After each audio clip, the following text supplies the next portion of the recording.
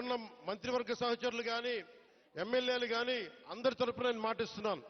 మీకోసం అహిర్నిశలో ఎండనక వాననక పనిచేయడానికి మేము సంసిద్ధంగా ఉన్నాం. ఇందాక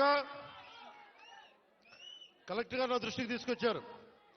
ఇది పైకి మనం ఎంతవరకు వెళ్తాం ఆగుదామంటే ఒకటే మాట చెప్పాను కలెక్టర్ గారికి.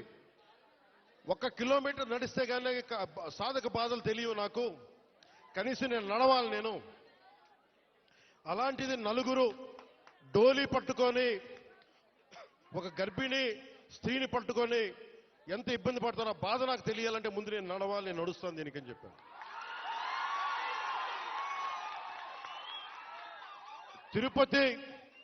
తిరుమల వెంకటేశ్వర స్వామికి నేను కొండెక్కా. ఆయన్ని ఒకటే కోరుకున్నా, నన్ను కష్టాలు తీర్చమని, ప్రజల కష్టాలు తీర్చమని నేను ఆయన కోరి కొండెక్కాను. ఈ రోజున నేను మన కొండెక్కా, మన కష్టాలు తీర్చమని.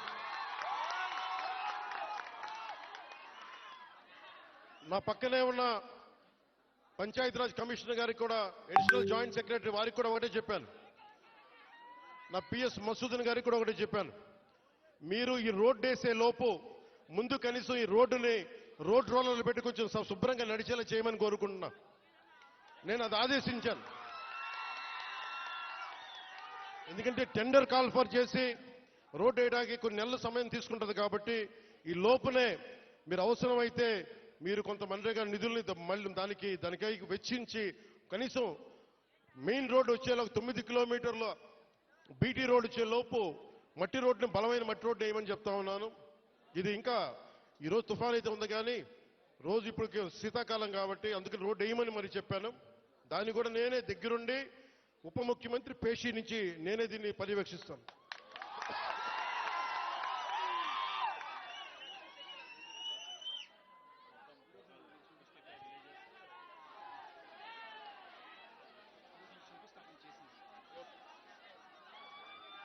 నేను మొన్న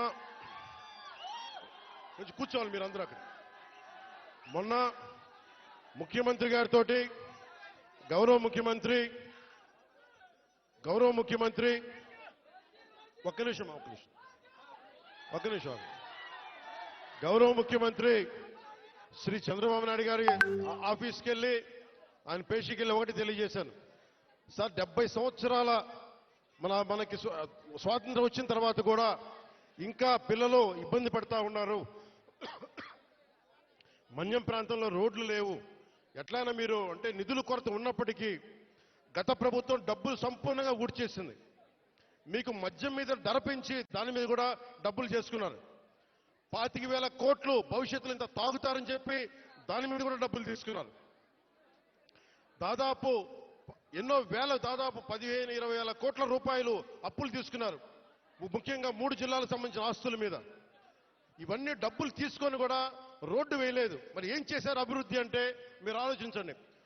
గత కాలంలో ఒక్క మంత్రి అన్నా వచ్చాడా మీరు చెప్పండి.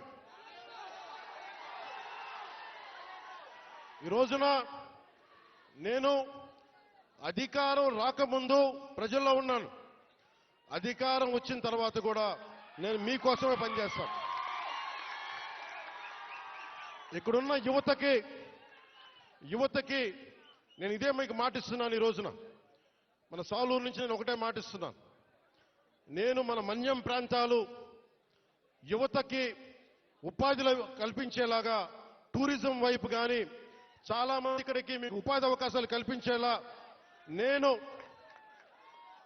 ఇక్కడున్న స్థానిక రాజకీయ నాయకులు, అన్ని పార్టీల రాజకీయ నాయకులతో పాటు మన గిరిజన వర్గ పెద్దలతోటి అందరితో మాట్లాడి ఒక బలమైన పరిష్కార మార్గం తీసుకుంటాం. అందుకే నేను ప్రతి 2 నెలలకు ఒకసారి 3 రోజుల పర్యటన పెట్టుకుంటాను మన జిల్లాలో.